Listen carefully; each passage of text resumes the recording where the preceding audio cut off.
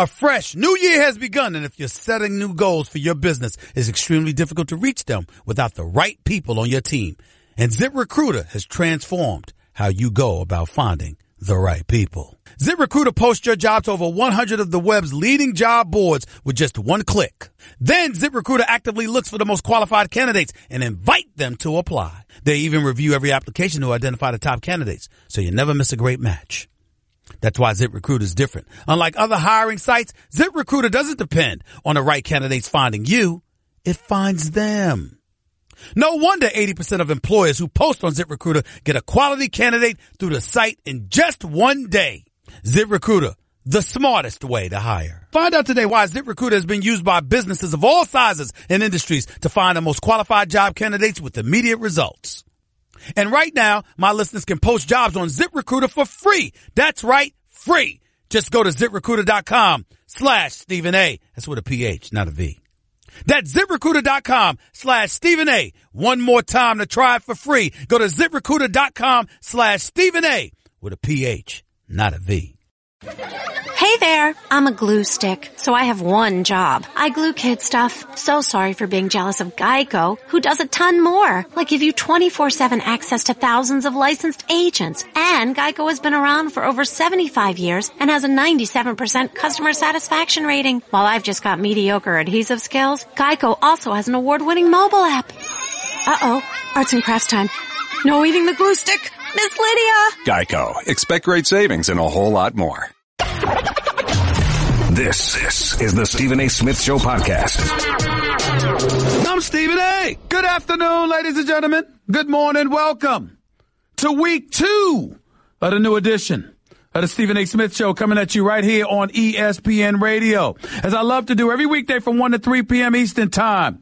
10 a.m. to noon, West Coast time, and everything in between in 250 plus markets across the United States of America, and of course on Sirius XM, ESPN Radio Channel 80. Number to call up as always is 888-729-3776. That's 888-SAY-ESPN. Got a jam-packed show coming your way today. I am coming at you live from Atlanta, Georgia, site of tonight's national championship game between the Georgia Bulldogs and the Crimson Tide from Alabama. Roll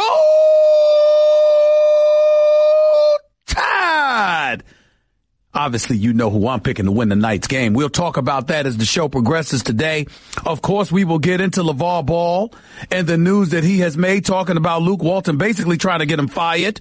We will definitely talk about that. We will talk about the kind of position that he's put Lonzo Ball in, the kind of position he's put Magic Johnson in, and whether or not you agree with the president of the NBA Coaches Association, the one and only Rick Carlisle for the Dallas Mavericks, who spoke out adamantly, not just against LaVar Ball, but ESPN's coverage of LaVar Ball. We'll be touching on that as the show progresses today. Again, the number to call up is 888-729-3776. That's 888-SAY-ESPN. We got some playoffs to talk about, though.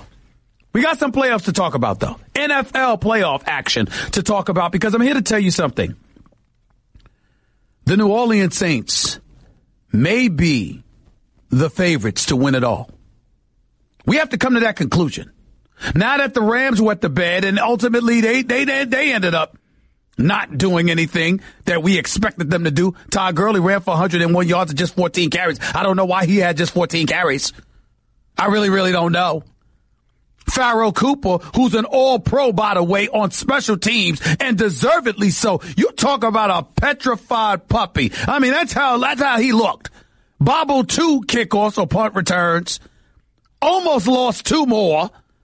He looked completely petrified. I mean, if there was ever a case where a guy looked like he should have been wearing a diaper because he was pooping in his pants, because he was petrified at the moment, it was him. Because he looked nothing like he has looked all season long.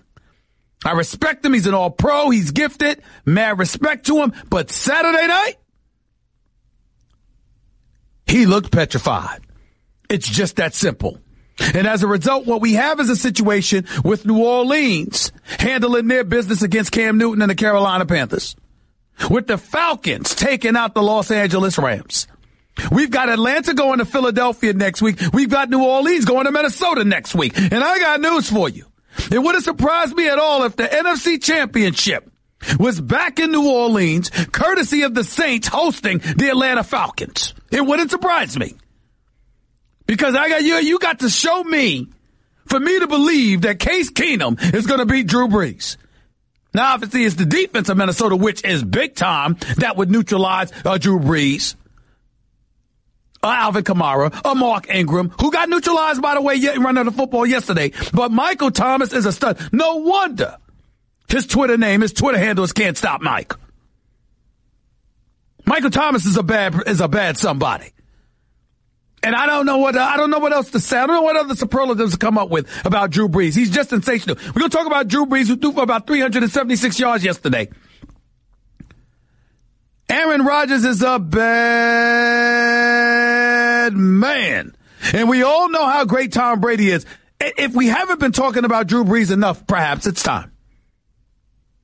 By the way, it's time for Straight Talk, brought to you by Straight Talk Wireless, best phones, best networks, no contracts.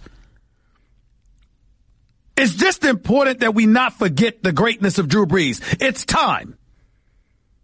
This is a dude that can't run. I mean, to sit there and use his name and mobility in the same breath would be sacrilegious. But this dude is something to behold. We wish we could say the same for Cam Newton right now, but we can't. But yesterday wasn't his fault. I mean, Clay and everybody and Funches and everybody else, all they were doing was dropping his passes yesterday. That's all they were doing. Cam Newton did not play bad yesterday. It was not his fault that the Carolina Panthers lost. They were not catching passes. And they still put themselves in a position to win. By the way, the defense couldn't stop Drew Brees all night long, but when they needed a stop to give Cam Newton one last chance to drive this team downfield and make things happen, the defense did do it. Kuechly and the Thomas and the boys, they did do it. Meaning Kuechly and Davis, of course. They did it. But then Cam Newton had the ball, and in 3 of the last 4 plays, Cameron Jordan was all over him. All over him. And as a result, Carolina couldn't do but so much. Switching to the AFC side, it's a tough sell. It's a tough conversation to have. Because I'm not somebody that sits there. I'm not going to advocate the firing of Andy Reid. I like him too much. And he's a damn good coach. And even though he hasn't had great success in Kansas City, he still has more playoff victories, which is 1, since he arrived in Kansas City 5 years ago, than Marvin Lewis has had in Cincinnati in 15 years. So I'm not going to advocate, by any stretch of the imagination, that Andy Reid be gone. But a 21-3 halftime lead and you blow that? An 18-point halftime lead, you blow that? 78 teams in the history of the National Football League had an 18-point or bigger margin, bigger lead at halftime. Only 4 of them lost. And that was Andy Reid. He's one of them. Now, somewhere along the line, something's got to give in Kansas City. Somewhere along the line, something's got to give. You're Kansas City. You got problems with your defensive coordinator, Bob Sutton, who locals are calling to be fired. You got problems on your offensive line. You clearly need to move beyond Alex Smith and put Patrick Mahomes up in there. You got Britt Reed, Andy's son, who I think is doing some coaching on the offensive line. I'm sorry, excuse me. All of these things are happening under Andy Reid's watch. Something's got to be done. Because Kansas City is not going. Tennessee is going instead. All they're going to do is lose to Tom Brady in New England next week. Jacksonville and Buffalo, we saw how butt ugly that game was. No surprise there because Buffalo wasn't going to be able to score. Sorry, Tyrod Taylor, but the money you were looking for, you ain't going to get. Not when you end your postseason career in Buffalo by putting up 3 points in an entire playoff game. It's not going to happen.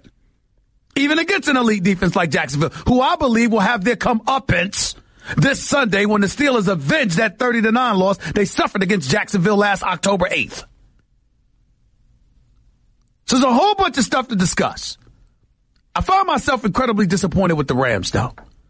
McVay's my coach of the year. Gurley's a stud. Goff is no scrub. The defense showed up. Special teams derailed you. Turnovers derailed you.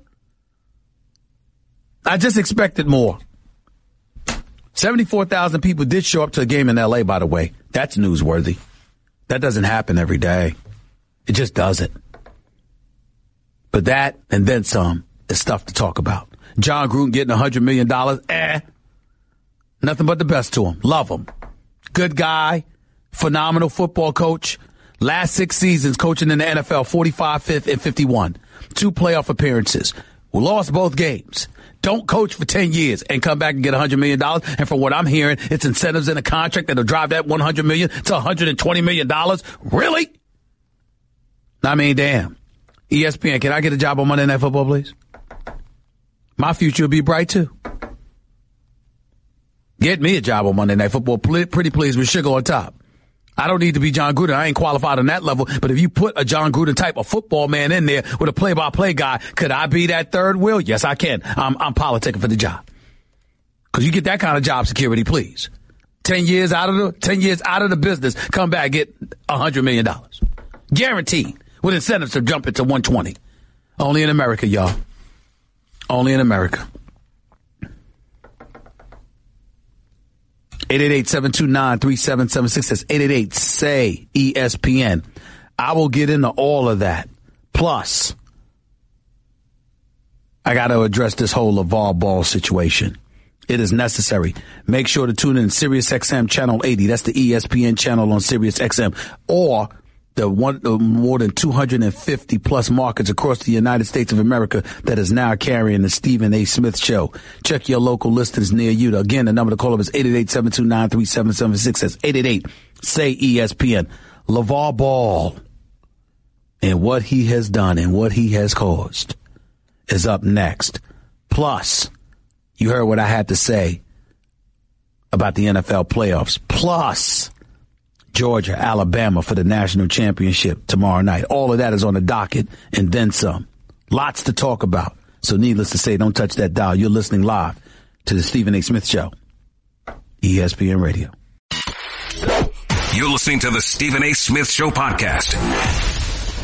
Welcome back to the Stephen A. Smith Show right here on ESPN Radio. Reminding you, start of hour number 2, we'll have our resident NFL analyst extraordinaire, the one and only Ryan Clark, coming on the show with us to talk to us.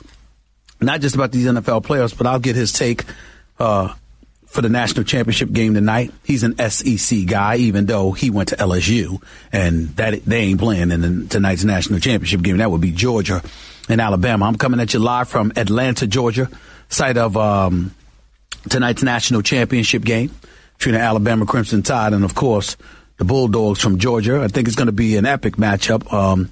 I think it's going to be a little bit ugly, though. I think it's going to be a defensive battle. Kirby Smart and going up against Nick Saban. Assistants for Nick Saban are 0-11 going up against him, but few know him better than Kirby Smart. Kirby Smart worked for the man for 11 years. 11 years. He was the defensive coordinator and prepped with Nick Saban to win national titles. If anybody knows what Nick Saban is going to do, it's likely Kirby Smart. So I think that gives Georgia somewhat of an advantage over previous opponents who've been coached by a guy who's coached under Nick Saban, but I still don't think it'll be enough. I think Jalen Hurts can do some damage with his legs, if not his arm. I think Ridley will make some noise, and I think Alabama's defense will neutralize the running attack of Nick Chubb, Sony Michel, even though I think Jake Fromm is still going to have a good game.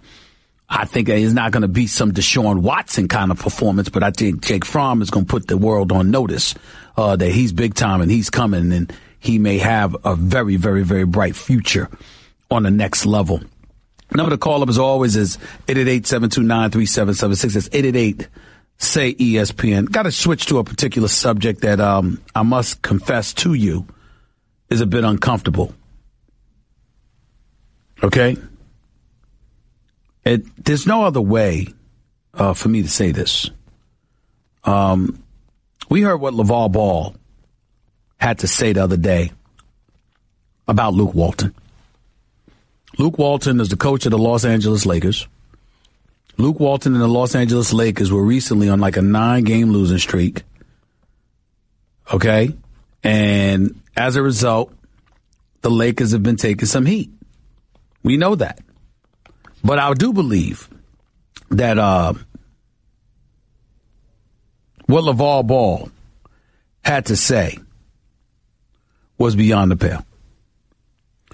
Obviously, he's got his children in Lithuania, LaMelo and LiAngelo, and ESPN and Jeff Goodman are over there reporting on the team.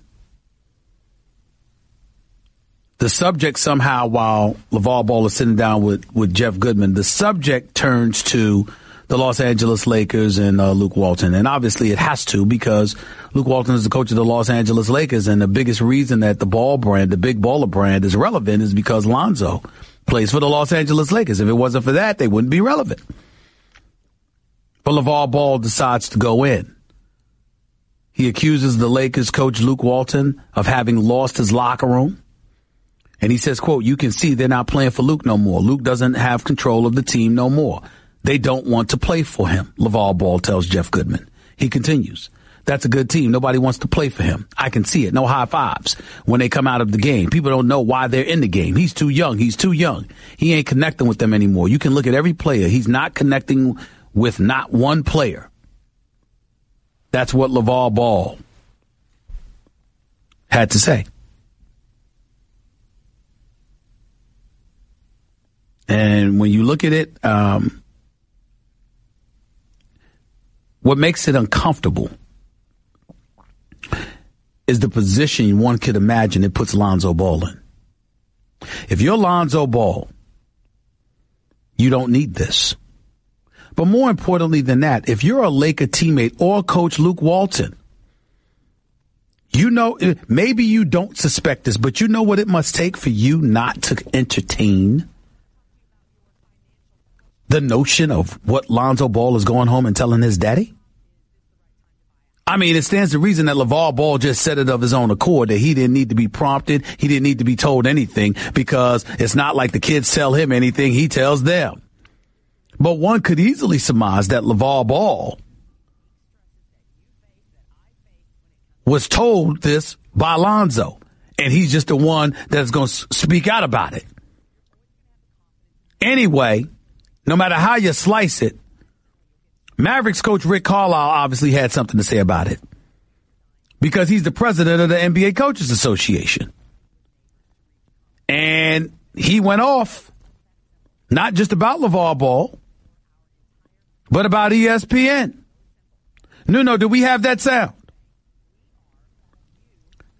Listen to Rick Carlisle talk about LaVar Ball's criticism of Luke Walton, and listen to him talk about ESPN. Take it away, Nuno. Printing an article where the father of an NBA player has an opinion that is printed as anything like legitimate erodes trust. It erodes the trust that we've built with ESPN, and our coaches are upset because Luke Walton does not deserve that. To have to deal with these kinds of ignorant distractions, is deplorable.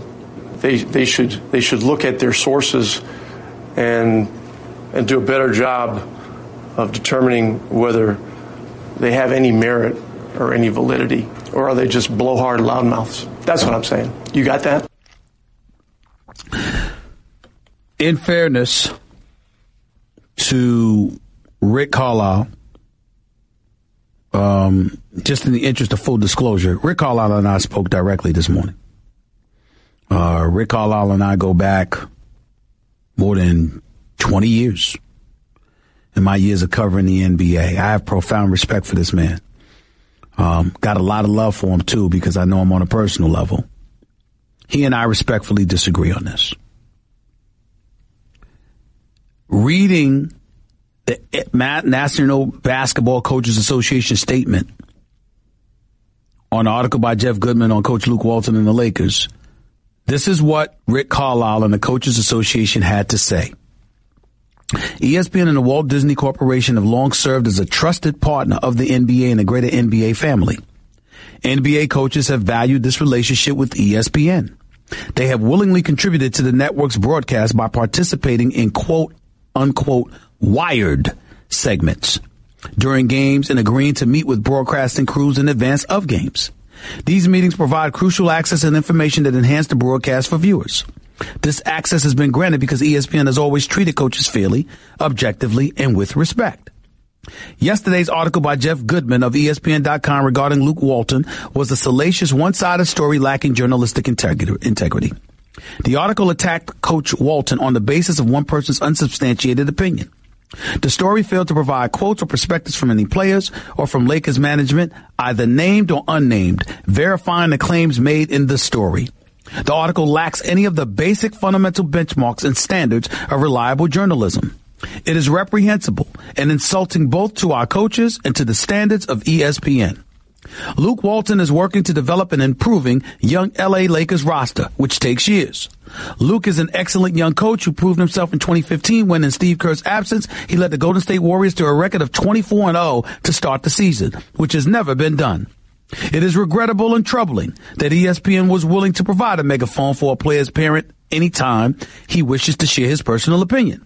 While the Coaches Association does not believe NBA coaches should be immune from criticism, the NBCA demands that ESPN and other network partners work harder to ensure a more objective and balanced account in their coverage. That was a statement from Rick Carlisle and the National Basketball Coaches Association. I respectfully disagree. I will explain why in detail in a minute. You're listening live to Stephen A. on ESPN Radio. Guess what? You're in the middle of the Stephen A. Smith Show podcast. Damn it, I mean it! Welcome back to the Stephen A. Smith Show right here on ESPN Radio, Sirius XM Channel 80 plus 250 plus markets across the United States of America. Check your local listings near you. ESPN Radio is presented by Progressive Home Insurance. Getting a quote is easier than ever before. 888-729-3776 is 888-SAY-ESPN. That is the number to call up. Before I get to the calls, because we've got the lines packed. Remember, I'm in Atlanta for the national championship game tonight.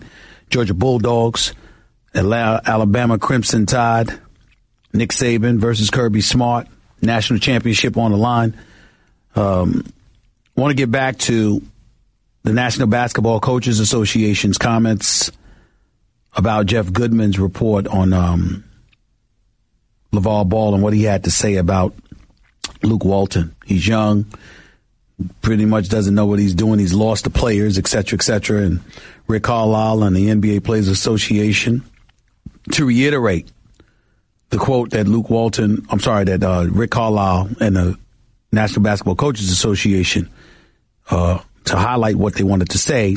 It says here, quote, yesterday's article by Jeff Goodman of ESPN.com regarding Luke Walton was a salacious, one-sided story lacking journalistic integrity. The article attacked Coach Walton on the basis of one person's unsubstantiated opinion. The story failed to provide quotes or perspective from any players and from Lakers management, either named or unnamed, verifying the claims made in the story. The article lacks any of the basic fundamental benchmarks and standards of reliable journalism. It is reprehensible and insulting both to our coaches and to the standards of ESPN. As I said before we went to break, it's a tough story for me to do because I've known Rick Carlisle for 20 years. I have profound respect for him. He's a champion as a coach. He's a great coach. Knows what he's doing. But he's wrong. First of all, as I said when I personally spoke to Rick Carlisle this morning, I totally understand his point. And the point that needs to be mentioned is that LaVar Ball has crossed the line. As far as I'm concerned, what LaVar Ball has done amounts to nothing short of betrayal. Betrayal to Magic Johnson. Betrayal to the Lakers organization. And yes, potentially betrayal to his own son. Because when you open your mouth the way he just opened his mouth about Luke Walton, it's not that Luke Walton doesn't deserve criticism. The Lakers were in the midst of a 9-game losing streak. They're tied for the worst record in the Western Conference. They're tied for the second worst record in the entire NBA with the Memphis Grizzlies. It's not that Luke Walton doesn't deserve criticism. And there is a question as to whether or not Luke Walton will be the coach of the Los Angeles Lakers after this season. Yeah, you may have started 24-0 in 2015 like Rick Carlisle accurately pointed out, but Steph Curry ain't on this team. Klay Thompson ain't on this team. Draymond Green ain't on this team. So it's a different ball game. Let's make sure we pay attention to that. But it goes a step further and a bit more deeper than that to address the National Basketball Coaches Association statement about quote-unquote journalistic integrity. Ladies and gentlemen, whether we like it or not, LaVar Ball is news. If LaVar Ball was making news before his son ever became an NBA player, then what the hell would stop making him news now? Lonzo Ball, for better or worse, is the number 2 overall pick of the Los Angeles Lakers. Your father commenting that the coach should be fired is news. Just because you don't like it, just because it's irresponsible and classless and low of LaVar Ball to do that doesn't mean it's not a headline. Now, if your son was playing in the NBDL, or the G League rather, you'd have a point. It's not news.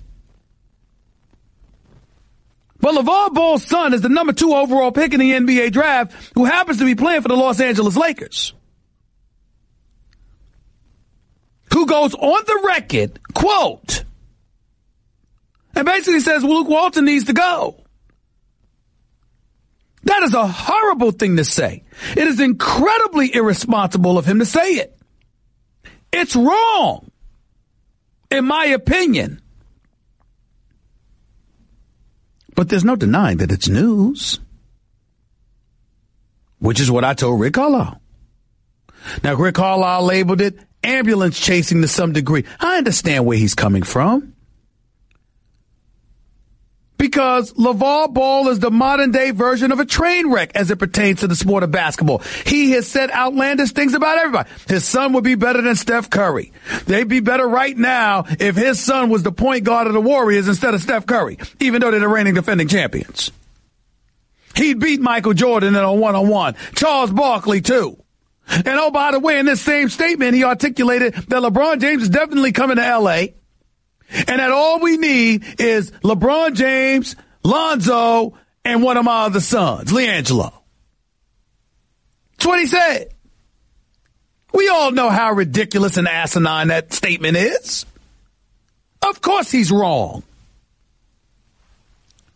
But his son plays for the Lakers. And he's talking about the Lakers. So to act like that's something that can't be reported, that's wrong. And it's not just journalism, it's commentary. That's what we do. That's what all the networks do. So I respectfully submitted to Rick Carlisle privately, as I am doing now publicly, that he is wrong about that. It's not a crime to be wrong. I just think he's wrong about that. And in terms of, okay, the article attacked Coach Walton. No, the article did not. LaVar Ball attacked Luke Walton, not the article. There was not a comment in there from Jeff Goodman that was of a subjective variety co-signing anything that LaVar Ball said. The article specifically quoted LaVar Ball. That's it. That's all that happened. On the basis of one person's unsubstantiated opinion? That happens all the time.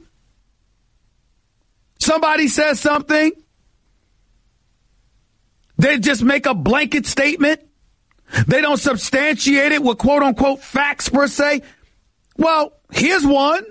Lonzo's his son. Lonzo might leave and get on the phone with his daddy. Lonzo might have shown up for Thanksgiving. Lonzo might have been home around Christmas time.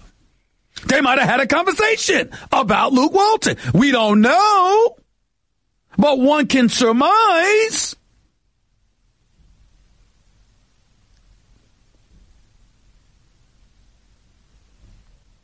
So that's another thing. It said the story failed to provide quotes or perspective from any players or from Lakers management, either named or unnamed, verifying the claims made in the story. Verifying what claims? LaVar Ball thinks that Luke Walton can't coach. Where's the confirmation that's needed? That's his opinion. That's all. His son plays for the Lakers. That's his opinion. ESPN did report when Lakers brass wanted to talk to LaVar Ball about toning it down. Folks have reported how the weight of the big baller brand has worn so heavily on Lonzo and has made him a sympathetic figure because no one believes this is him. Everybody recognizes it's his daddy.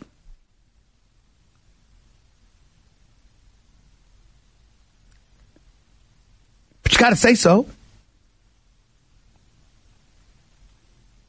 The article lacks any of the basic fundamental benchmarks and standards of reliable journalism.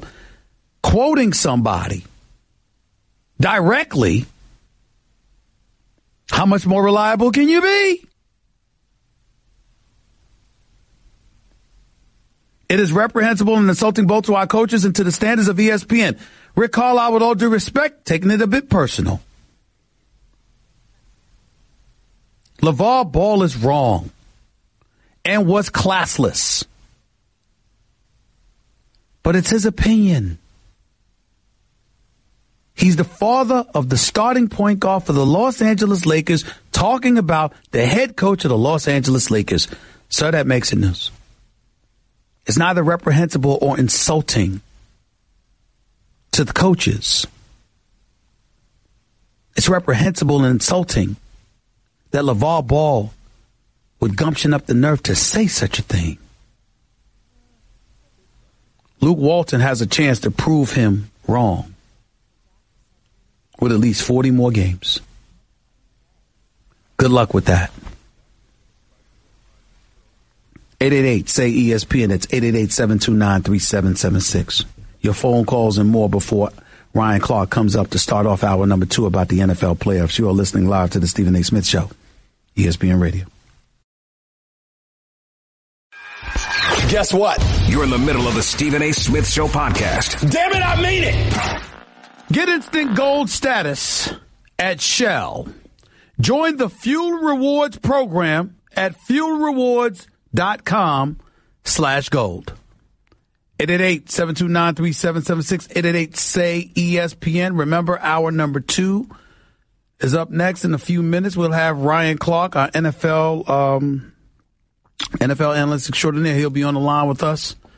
Until then, and remember, we'll get into the NFL playoffs even more. We'll get into the national championship game tonight. But for the moment, anyway, we'll take a couple of calls about LaVar Ball. Let's go to Frederick in L.A. You're live with Stephen A. Talk to me.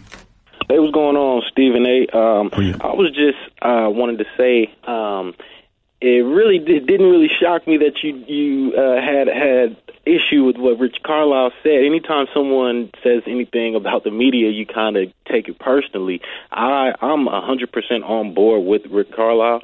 Everything that Stop right there. Stop right there. Give me one reason why I shouldn't hang up on you. Because here's my problem. How come I can't just feel the way because I feel that way? There's been plenty of times that I've undressed the media. I don't take a position just because I'm in the media. I take a position based on right and wrong. Everybody don't have a radio show, but I do. Everybody don't have First Take, but I do. I feel how I feel. Has nothing to do with the media. It has everything to do on what somebody's job description is and whether or not they live up to it. The job description of the media is not to determine what is news and what is not news based on what a coach likes or a subject likes. It's whether or not it's news. It's whether or not it resonates. Are you disputing that LaVar Ball talking about Luke Walton is news? It's news because you guys have the camera and the microphone. Stop. What are you talking about?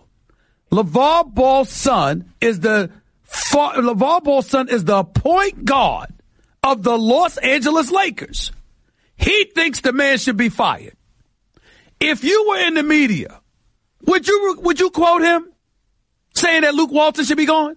I probably would. But if I've been quoting him, I've quoted him saying he's better than Michael Jordan. I quoted him saying Jello should go to the Lakers. I've been quoting him. We talked about you guys talked about him having issues with the youngest son's high school coach. Like everything he says is okay. I got your point. Goodbye. Have a nice day. Because we got to go to break. But the point is this: LaVar Ball's relevant because his son's the starting point guard for the Lakers. He was determined to get his son to become a Laker, and he pulled it off. There's no denying that. There's a lot of stuff that ain't worth news about him. But talking about Luke Walton is. Hour number 2 up next. That's just a sample of what you'll hear on the Stephen A. Smith Show. Weekdays at 1 p.m. Eastern on ESPN Radio and the ESPN app. I'm a robot vacuum cleaner, so yeah, I got one gig. I suck up dirt, so pardon my inferiority complex about Geico, who does so much more. Like, not only could they save their customers money on car insurance, but they got fast and friendly claim service too, and an award-winning mobile app. Plus access to licensed agents 24/7. Who am I kidding? I can't even do corners. Uh-oh, choking hazard. Popcorn kernels. Geico. Expect great savings and a whole lot more. A fresh new year has begun, and if you're setting new goals for your business, it's extremely difficult to reach them without the right people on your team. And ZipRecruiter has transformed how you go about finding the right people. ZipRecruiter posts your job to over 100 of the web's leading job boards with just one click. Then ZipRecruiter actively looks for the most qualified candidates and invite them to apply. They even review every application to identify the top candidates, so you never miss a great match. That's why ZipRecruiter is different. Unlike other hiring sites, ZipRecruiter doesn't depend on the right candidates finding you. It finds them. No wonder 80% of employers who post on ZipRecruiter get a quality candidate through the site in just one day. ZipRecruiter, the smartest way to hire. Find out today why ZipRecruiter has been used by businesses of all sizes and industries to find the most qualified job candidates with immediate results. And right now, my listeners can post jobs on ZipRecruiter for free. That's right, free. Just go to ZipRecruiter.com/Stephen A. That's with a PH, not a V. That's ZipRecruiter.com/Stephen A. One more time to try it for free. Go to ZipRecruiter.com/Stephen A. with a PH, not a V. I'm a robot vacuum cleaner, so yeah, I got one gig. I suck up dirt, so pardon my inferiority complex about Geico, who does so much more. Like, not only could they save their customers money on car insurance, but they got fast and friendly claim service too, and an award-winning mobile app. Plus access to licensed agents 24/7. Who am I kidding? I can't even do corners. Uh-oh, choking hazard. Popcorn kernels. Geico. Expect great savings and a whole lot more. This is the Stephen A. Smith Show podcast. I'm Stephen A. Welcome to hour number 2 of week 2 of the Stephen A. Smith Show, coming at you nationwide in over 250 markets across the United States of America. And, of course, still on ESPN Radio, Sirius XM style, Channel 80. Number to call up, as always, is 888-729-3776. That's 888-SAY-ESPN. That is the number to call in to the Stephen A. Smith Show right here on ESPN Radio. And it's always my privilege to have my next guest on the line, NFL analyst extraordinaire. You can catch him on NFL Live today. Could have caught him on SportsCenter this morning, this afternoon, last night. The one and only Ryan Clark is on the line with yours truly. He'll also be a part of the NFL Live. So, you know, I mean, that's today. College football, he'll be talking about that as well. He's a graduate of LSU, y'all. LSU. They're not playing in the national championship tonight, which I'm quite sure perturbs him. But nevertheless, he'll be watching it. What's going on, Ryan? How are you, man? What's up, brother? How you doing? Your thoughts, first of all, about the national championship game tonight. Who do you have and why? I'm going with Bama. I think that if you watch what Jalen Hurts has done, this is a guy that doesn't make losing football plays. Even if you go back to the game last year against Clemson, he made the play to put Alabama up that made Deshaun Watson have to go down and make that epic drive to win it. And so I think this defense, being prepared the way Nick Saban will have this team prepared to play against Georgia. And also, Georgia's style of play really plays into the hands of Alabama. They're hard to run right at, and I think Alabama has more talent to win tonight against Georgia and Kirby Smart. So is that your way of saying Nick Chubb and Sony Michel won't rush for over 326 yards? Is that your way of saying that? It won't look like Oklahoma for sure. Absolutely. Ryan Clark right here with Stephen A. on ESPN Radio. Let's transition to the NFL, Ryan Clark. Your thoughts about what was the biggest surprise you saw from the weekend festivities, weekend playoff action? Kansas City losing to Tennessee, Buffalo losing to Jacksonville. Of course, the Atlanta Falcons upsetting the Los Angeles Rams, and then of course New Orleans beating Carolina. What was your biggest surprise? It was actually Atlanta's secondary. If you watched Poole, Keanu Neal, Robert Alford, Trufant, the plays they were able to make down the field on the Los Angeles Rams receivers, and also the open field tackles that they made, that was the difference in the game. Them being able to stop big plays because of how sound and how technical they played the game was a huge reason that they won. And I'm also kind of, mystified the fact that Todd Gurley only had 14 rushes when he was averaging 7 yards per carry. And so when you couple Todd Gurley lack of touches and also the way the secondary played in Atlanta, this defense played a great game. And it looks to me like this team could be moving on to the NFC Championship because I think they're better than the Eagles are with Nick Foles at quarterback as well. Sammy Watkins didn't have a good game as far as I'm concerned, dropped too many passes. What did you make of his performance? Yeah, I think Sammy Watkins, let Jared Goff and the Los Angeles Rams down. If you go into that fourth quarter, he has a crossing route, which he has an opportunity to catch a touchdown, and he drops the ball. Jared Goff puts it on him. There was also some balls downfield that Sammy didn't really fight for. He didn't compete for. And when you are a top 5 pick, when you are a guy who was brought over to add explosiveness to this offense, you need to show up for your team in big games, and Sammy Watkins did not. We're talking to Ryan Clark right here with Stephen A. on ESPN Radio. Let's transition to the AFC for a quick second and a loss. Kansas City, obviously we didn't expect much. I told you I didn't believe in Alex Smith. You got a 21-3 halftime lead. You can't stop the bleeding. Makes no sense to me whatsoever. But Kareem Hunt is also somebody that jumps out of my mind because like was the case with Todd Gurley, even Andy Reid lamented the fact that he only gave Kareem Hunt 11 carries. What are your thoughts about Andy Reid and his potential future with the Kansas City Chiefs? What do you think it should be? Well, I think Andy Reid should be there. Obviously, it takes a blow today because Matt Nagy becomes the head coach of the Chicago Bears, who was the offensive coordinator in Kansas City and had taken over play calling. But when you lose Travis Kelce, when you have an 18-point lead and you have the leading rusher in the NFL, and this guy doesn't get carries in the second half, that's a coaching error. That's not doing the right things from a play calling standpoint.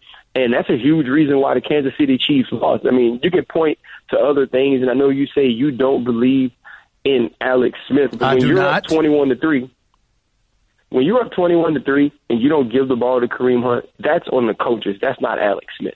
That's not Alex Smith, and I agree with you there. But at the same time, 21-3, you can't stop the bleeding. I can't completely absolve him, particularly when you came into the playoffs, knowing that there was a big game for you because your future is at stake because you got people clamoring for Patrick Mahomes just to move beyond your game management era.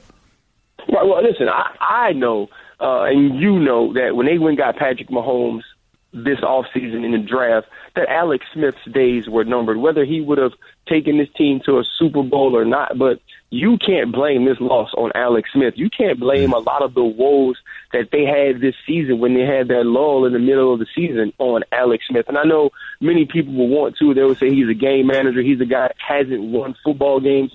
But I think sometimes too much of the blame is put on the quarterback when this was more coaching errors and decisions that they didn't make as a coaching staff in Kansas City as opposed to Alex Smith not making plays. Ryan Clark, let's transition back to the NFC. Cam Newton, you had a problem with him not being taken out of the game and not taken back to the locker room because I didn't. What was your issue? I did. And not because I necessarily think Cam had a concussion or I think that, but when you talk about player safety, when you see what happened to Tom Savage, when you see what happened with Russell Wilson, if you're going to continue to make a lot of noise about player safety and its concussion protocol and things being overhauled, and then you have this blatant disrespect of the rules, you have this blatant disregard for a player who seemingly was at least hurt. He was at least injured. A guy that lays on the ground after he's hit that way, a guy that basically is on all fours at some point, even if the team was telling him to get down so Derek Anderson can warm up. When it looks that way, when the optics and the aesthetics of it are as bad as they were, and you don't take him to the back and you don't bring him into the locker room and have him looked over by an independent doctor, it shows that you aren't as serious about the concussion protocol as you are about having your stars play in big moments on TV.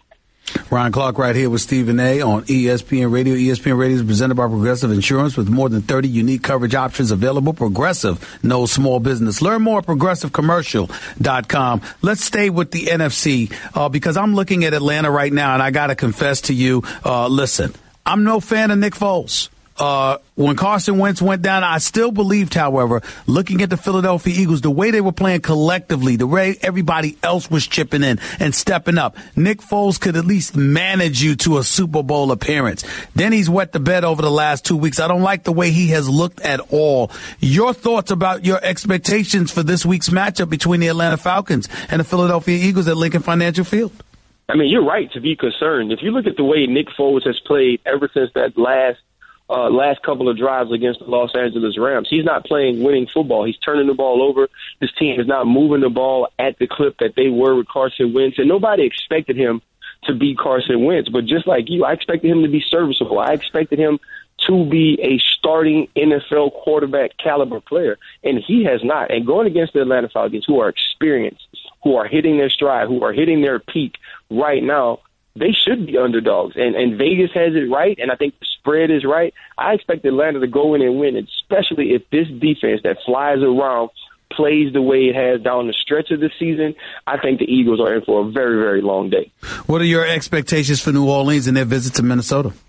I think it's going to be the game of the week. I think that's going to be the game that we point to with excitement, with a little bit of intrigue, right? Because you have Drew Brees, who showed again this weekend that he's a Hall of Fame quarterback. He's an MVP type of player when Carolina stops the run, but you're playing against this defense that's amazing in Minnesota. And this team playing with Case Keenum, they're not winning in spite of Case Keenum. They're winning because of him.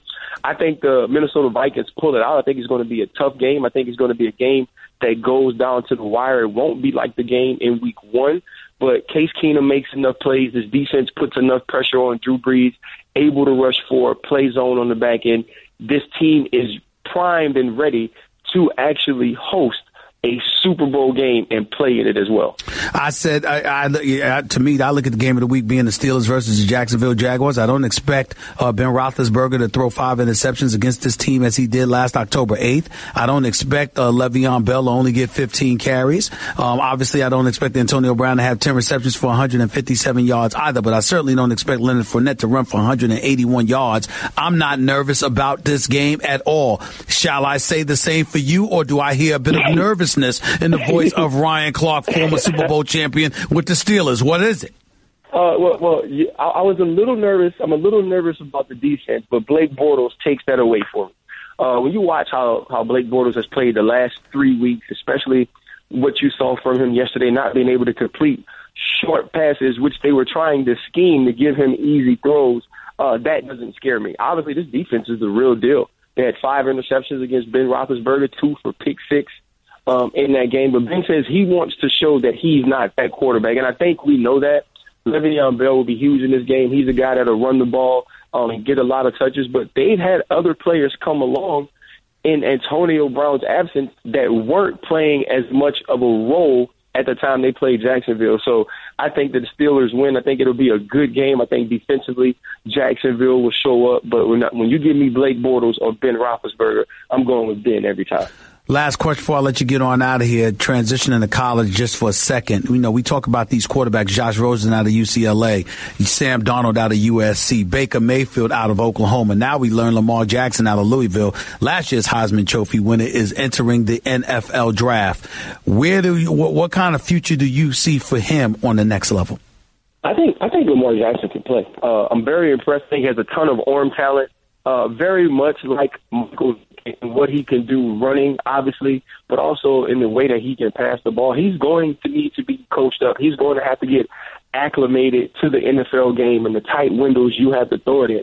But if he gets with the right coordinator, if he gets with the right quarterback coach, which we see makes a ton of difference for these young quarterbacks and young football players, Lamar Jackson can be extremely productive, but he has to go somewhere where they believe in him, and I think that'll be the only way you draft him. Anyway, Lamar Jackson is going to be successful, and I think he has a ton of upside at the position of his athletic ability.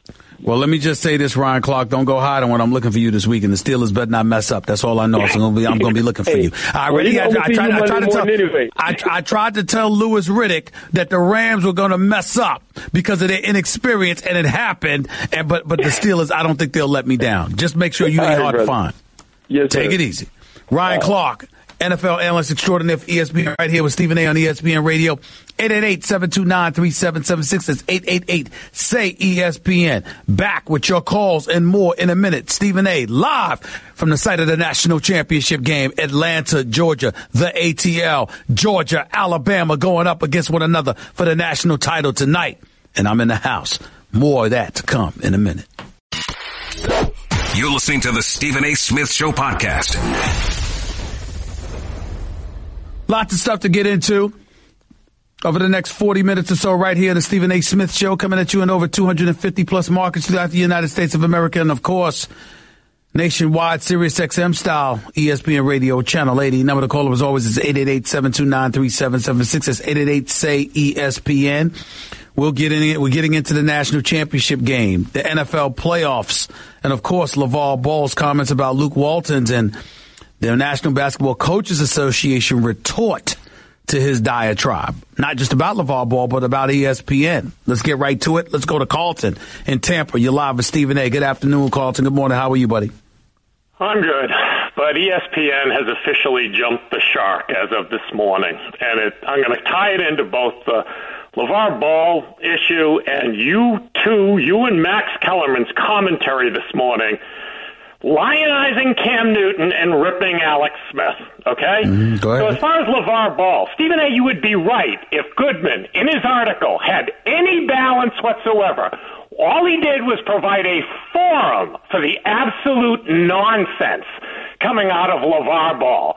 No quotes from anybody in the L.A. Lakers, no context, no actual saying that. Stop right there, Carlton.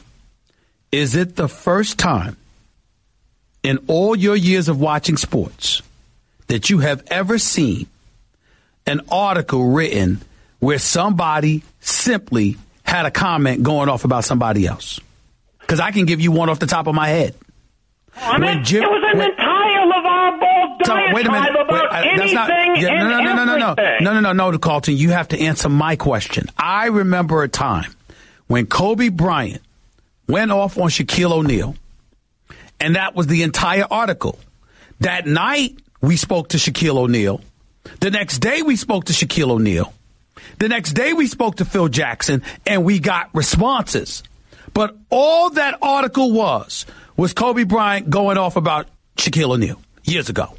That's just one example of men. I'm saying it's happened. All I'm saying to you is this. In other words, you're Jeff Goodman. You're in Lithuania. LaVar Ball says something about Luke Walton, and you quoted him. Nobody stopped and quote him. The entire article was LaVar Ball's diatribe. The whole thing was a basic LaVar Ball pitch. Is that not a quote? Is that not a quote? No, is that not a quote? Quotes. It's a forum for anything LaVar Ball wants to say. Listen, hold on, time out. Wait a minute. I can assure you, as somebody who has been in the presence of LaVar Ball, that he said a hell of a lot more. The point is that if you're quoting the man, you're quoting him. The principle of quoting the man is quoting the man. It's not like Luke Walton can't be approached later on, and then you get his quote, and then you write what he says. And if Magic Johnson has something to say, you'd write what he said. Who the hell is everybody else to sit up there and act like, oh, my God, LaVar Ball said this, so we can't even print what the hell he quoted until we get a quote from Luke Walton? How come you can't get the quote from Luke Walton that night? If Carlton has something to say about Stephen A., and Carlton, for some reason, was relevant in the news, and by the way, I think you should be a hell of a lot more relevant than LaVar Ball. But I'm just saying, hypothetically speaking, if you had something to say, and you were in Russia, and you said something that was going to generate news, and they quoted you because the reporter hasn't spoken to me yet. I don't write the damn quotes from Carlton. That's why y'all nitpicking like that for? You keep mischaracterizing it. It wasn't a quote with any context. It was LaVar Ball's diatribe. It was a stream and so what? He's the father of the point guard of the Lakers. It's complete nonsense. If you put it in some context, saying this is going to get LaVar and this is going to get his son Lonzo in Wait a minute. Y'all don't get to say, I'm not talking about you directly, Carlton, but you in America don't get to do that. You don't get to sit up there just the same way people used to joke about Donald Trump, and then the next thing you know, he turns up, he's the damn president of the United States. The fact of the matter is that you have people, you're quoting them. Yeah, even if it's a diatribe, all you did was play the diatribe. Luke Walton can respond. You don't have to, it's not like you have to hold out until you get a comment from Luke Walton before echoing what LaVar Ball had to say. And by the way, whether we like it or not, last time I checked, someone's idiocy, someone's lunacy, someone's classlessness, inappropriate verbiage, or whatever you want to call it, was never a reason before not to put him in the news. The man is the father of the point guard for the Los Angeles Lakers, talking about the head coach of the Los Angeles Lakers. I think he's wrong. Classless, beyond the pale. I think what he's done is betrayal to Magic Johnson, to the Lakers, even to his own son. But Jeff Goodman quoting the man is not a crime. It's not a crime. The crime is LaVar Ball saying it. No context whatsoever in the story. The real story is he's getting his son in deep freaking trouble. That's true, too. Time out. That's us talking about it on radio.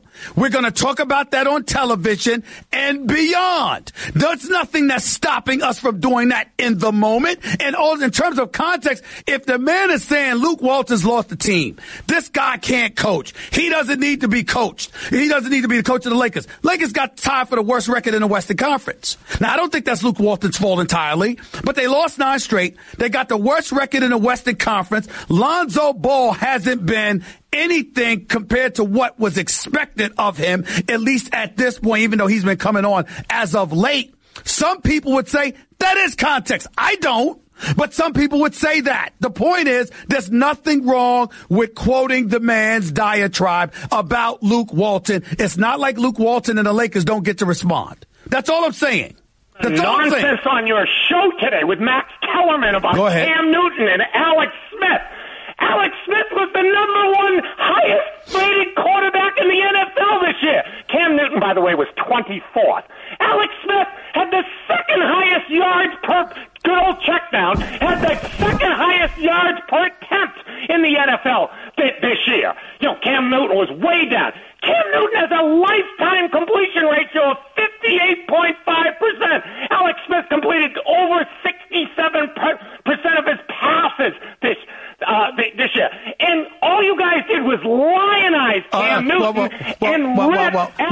First of all, I'm not going to be accused of lionizing Cam Newton. I didn't think he lost Sunday's game, but I've religiously lamented the completion percentage of Cam Newton. But let me say this. You don't have no damn credibility in this subject, Carlton. And that's saying a lot coming from you because I think you're brilliant. But you love Alex Smith just like you loved Ryan Fitzpatrick. In the world of Carlton from Massachusetts, who's now from Tampa because he relocated after retirement, God bless you. I'm happy for you to move in for a tax-free state with warmer weather. The reality is that you walk around thinking Ryan Fitzpatrick is the second coming of Tom Brady. So you don't have any damn credibility with this subject. And as far as Alex Smith goes, with his 2-5 career playoff record, having himself 1-4 in Kansas City, by the way, nobody believes in Alex Smith but you. He's good. He's a game manager. He's not a scrub, but he is no difference maker, Carlton. And that's a fact.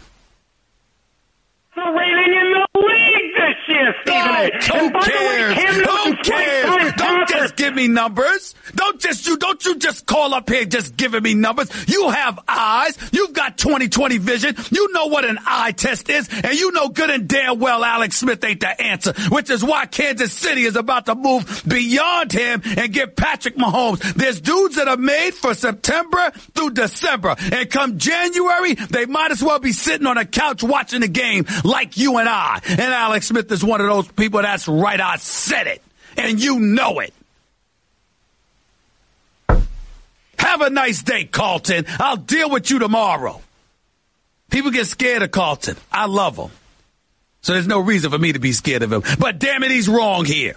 He has no credibility when it comes to quarterbacks when he treats Ryan Fitzpatrick like he's Tom Brady. You stop it, Carlton. You just stop it. More of the Stephen A. Smith Show on ESPN Radio in a minute. Guess what? You're in the middle of the Stephen A. Smith Show podcast. Damn it, I mean it! Starting off the year with a little romance is easy at 1-800-Flowers.com. Right now, when you order a dozen multicolored roses for only $29.99, you'll get another dozen. Absolutely, positively free. To order, go to 1-800-Flowers.com/ESPN. Number to call them as always is 888-SAY-ESPN. That's 888-729-3776. Back to the phones we go. Let's go to Emmanuel in Washington. You're live with Stephen A. on ESPN Radio. What's up, man? How you doing, Stephen A? I'm doing all right. Go ahead, buddy. All right, so I wanted to talk to you because I've heard you talk about my team all year. Now, I'm a Georgia fan. My dad got his PhD at UGA, and I've been a Georgia fan my whole entire life. Every single year I bet on UGA to win the national championship. But I heard you after we lost to Auburn when you were sitting there roasting us, and I remember you saying, Now, I don't like to clown on 18-year-olds, but you sat there and roasted us from top to bottom. Come out. Stop. You said you're a Georgia fan, right? You're not giving the... Hold it. Listen. Are you going to listen to me or not? Hello? Oh, he's not listening. Goodbye, Emmanuel. That's what happens when you don't listen, buddy. Let's go to Dan in Kansas City. You're live with Stephen A. What's up? Hi, Stephen A. Yeah, I just turned 50 last month. I got 3 points to make. I don't understand. After Kelsey left the game, I don't understand why Kareem Hunt didn't get the ball more in the second half and why Tyreek Hill didn't go downhill. That would have been easier to, and they would have won. Well, listen, Andy Reid, and then see, that's why at least you listen. That's why I had to hang up on Emmanuel because he kept talking and he wouldn't listen to me point out about his Georgia team. How didn't he crucify them after they got obliterated by Auburn that day as well? But that's a different subject for another day. Getting back to your Chiefs, let's understand something, Dan. They should have gave the ball to Kareem Hunt more. Can't run the ball 11 times. You got to be able to run the ball more effectively. You got to be able to take advantage of what you need to take advantage of. And you can't lose a 21-3 lead, to Tennessee. Marcus Mariota was the quarterback of this team, for crying out loud. You gave up 156 yards rushing to Derrick Henry. 156 yards. You can't allow that if you're Kansas City. That's what they did. And that's, to me, other than that, that's Alex Smith's and Kansas City's inability to stop the bleeding. You look at Andy Reid, they're talking about Bob Sutton, get rid of the defensive coordinator. They talk about getting rid of the offensive line coach. They talk about getting rid of Andy Reid's son. They talk about getting rid of Alex Smith. The point is, if you're Andy Reid, all of this is happening under your watch. You got to do something better, Dan. You just got to do something better. Yeah, you got to. Yeah. And my second point is, do you think Mike Brown's being loyal to Marvin Lewis? Is that why Marvin Lewis has been sticking so around in Cincinnati? When you talk about Marvin Lewis, listen, I think Brown, you could talk about loyalty, but I also think that he knows he could either get Marvin Lewis on the cheap or get Marvin Lewis to get players on the cheap. And as a result, you keep making money. If you make the postseason or you tinker towards making the postseason, that's the definition of success. But I think Marvin Lewis's tenure in Cincinnati is an absolute travesty. I don't think anybody that can't win a playoff game in 15 years deserves to be a head coach on any professional team in any professional sports. 15 years? That's just ridiculous. I appreciate the call, Dan. Thank you so much. Stu in Inglewood, you're live with Stephen A. Talk to me. Hey, what's going on, Stephen A? How you doing? I'm good. Talk to me. I was calling to see, because everybody's talking about these LaVar comments that he made about Luke Walton, but from the outside looking in, I want to know, even though they wasn't right the way he made them, do you agree with him? Do you think Luke Walton has lost the team? I don't know. I don't know, but it remains to be seen. You're in the middle of the season, and it's something that might need to be addressed at the end of the season. I think I like the development of Kuzma. I see guys like Randall and Lance Larry Nance Jr. and others playing hard.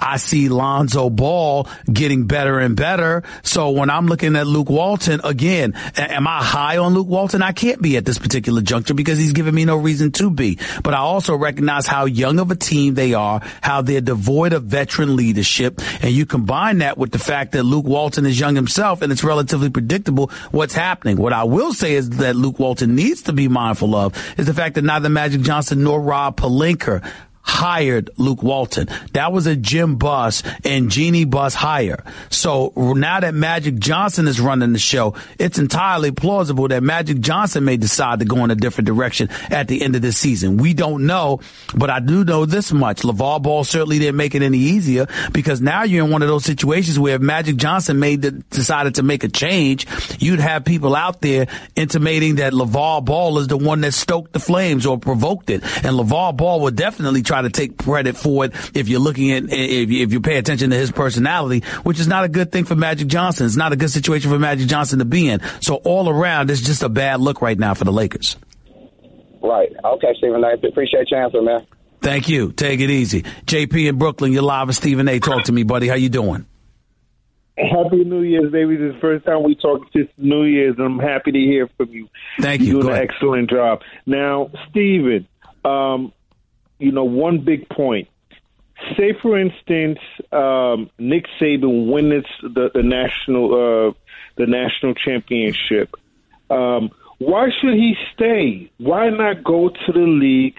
I would love him to come to the Giants, but anywhere, because I want to see him square up against a New England's coach. Well, here's my response to that. That's what you want to see.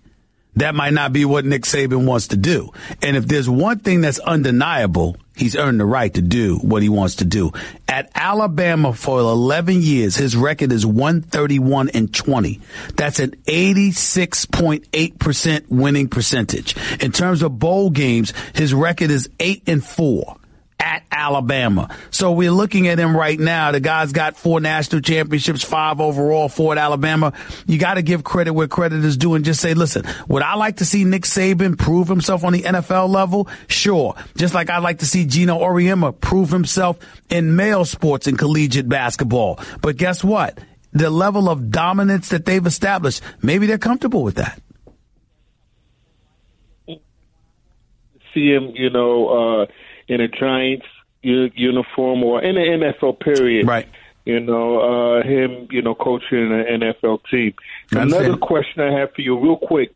Who is that 7'3" weight dude playing in KP's body, yesterday? Because he looked completely different. You saw him do the shimmy shake down low? Yeah, I got you. I hear what you're saying. But we'll see. I got to run, JP. Got some bills to pay, all right? We'll talk tomorrow. 888-SAY-ESPN. It's 888-729-3776. More of your calls to close out the show in a minute. You're listening live to the Stephen A. Smith Show, ESPN Radio. Guess what? You're in the middle of the Stephen A. Smith Show podcast. Damn it, I mean it! It all comes down to this. The College Football Playoff National Championship, presented by AT&T. Coverage begins tonight at 6:30 p.m. Eastern on ESPN Radio, ESPNradio.com, and the ESPN app. One of my boys, my best friends in the world, my man Jeff Brown, works for AT&T. To the executives there, he's one of the best. Give him a raise, please. Pretty please. We're shook on top. Plus, he's got a boy, a son, my godson, Nicholas, special young man, incredibly bright future ahead of him. Jeff could use all the money he can get because he's going to have to help that boy get through school. He's going to pass. He's going to give him good grades. But school's expensive. AT&T. Give Jeff Brown a raise. Pretty please. Sugar on top. 888-SAY-ESPN. That's 888-729-3776. Before I get into my thing about the national championship, I want to switch gears and get away from sports for just a quick second by congratulating the lovely and the wonderful iconic figure that she is, Miss Oprah Winfrey. She accepted the Cecil B. DeMille Award at the Golden Globes Congratulations. Very, very worthy of any reward she receives. We love this woman. We love her dearly. Let me say that. And so the talk is percolating about Oprah for president based off of her speech. I'm not going to get into it other than to say this. She'd have my vote. I'd campaign for her, too. And I don't say that about too many people. And contrary to what some may believe, it's not just because she's an African American, because there's plenty of African Americans I would not do that for. Not only is she intelligent, accomplished, obviously having her own money, she can't be bought.